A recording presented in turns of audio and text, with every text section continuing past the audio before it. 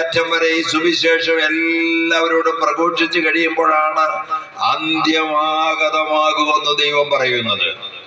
എന്നാൽ ഈ സത്യസുവിശേഷം യേശുവിന്റെ വഴി, യേശു വഴിയുള്ള സൗജന്യമായ പാപക്ഷമയും യേശു വഴിയുള്ള നിത്യജീവനും നിത്യരക്ഷയെ സംബന്ധിച്ചിട്ടുള്ള അറിയിപ്പ് ലോകത്തിന്റെ ഒരറ്റം മുതൽ മറ്റേ അറ്റം വരെ അറിയിച്ചു കഴിയുമ്പോൾ മാത്രമാണ് അന്ത്യമാഗതമാകുക.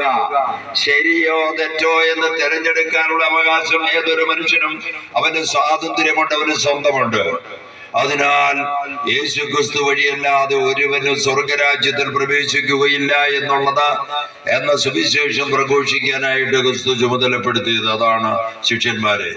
എന്താണ് യേശു ക്രിസ്തു വഴിയല്ലാതെ മറ്റൊരുവനും രക്ഷയില്ല എന്ന് പറയാൻ കാരണം മനുഷ്യരെല്ലാം പാപത്തിൽ പതിക്കപ്പെട്ടു. മനുഷ്യനെ ഈ ഭൂമിയിലേക്ക് ദൈവം സൃഷ്ടിച്ചത്, ആദത്തെയും ഹവ്വയെയും സൃഷ്ടിച്ചപ്പോൾ അവർ നിരന്തരം ദൈവത്തോടു കൂടെ ആയിരുന്നു, ദൈവത്തോടു കൂടെ ഒരുമിച്ച് ഉലാത്തിയിരുന്നു. പക്ഷെ അവർ പാപത്തിൽ പതിക്കപ്പെട്ടു. എവിടെയാണ് പാപത്തിൽ പതിക്കപ്പെട്ടത്? പിശാച് കൗശലപൂർവം മനുഷ്യനെ പാപത്തിൽ വീഴിച്ചു. എന്തിനാണ് വീഴിച്ചത്?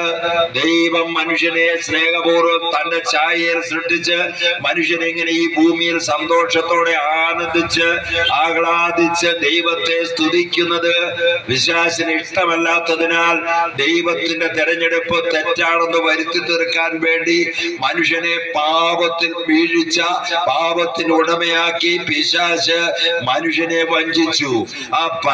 അതാണ് മൂലപാപം. മനുഷ്യനിൽ നിക്ഷേപിക്കപ്പെട്ട 7 മൂലപാപം. ഏതാണ് 7 മൂലപാപം?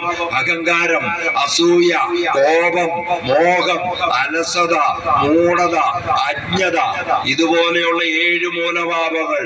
അജ്ഞത എന്ന് പറയുന്നത് ഏതാണ്? യഥാർത്ഥ സത്യദൈവത്തെ അറിയാതെ ഇരിക്കുന്നത് അജ്ഞതയാണ്.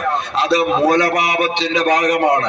ഈ സത്യദൈവത്തെ അറിയാതെ ഇരുന്നാൽ അവന് നിത്യരക്ഷ അറിയാതെ ഇരിക്കാൻ അവൻ സൗജന്യമായി അവന്റെ പാപം ക്ഷമിക്കുന്ന ഒരു ദൈവമുണ്ടെന്ന് അറിയാതെ ഇരുന്നാൽ അത് അജ്ഞതയാണ്.